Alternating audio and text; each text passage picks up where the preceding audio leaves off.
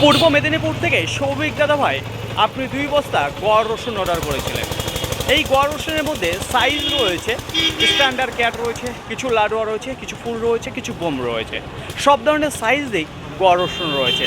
যদি কোয়ালিটির কথা বলি তাহলে মোটামুটি রয়েছে, পর্দা ফিনিশিং অতটা ভালো নেই। এই রসুন নেই আমার নিকটবর্তী বাস স্ট্যান্ডে দাঁড়িয়ে রয়েছে। আমার এখানে সন্ধ্যা 7:30 থেকে 7:40 নাগাদ আরাধনা বাস এসে পৌঁছাবে, যে বাসে আপনার রসুন আমি তুলে দিচ্ছি। আপনাকে বলবো আপনার এই রসুন নিজের দায়িত্ব সহকারে রামনগর থেকে নামিয়ে নেবে। কোথা থেকে? রামনগর থেকে।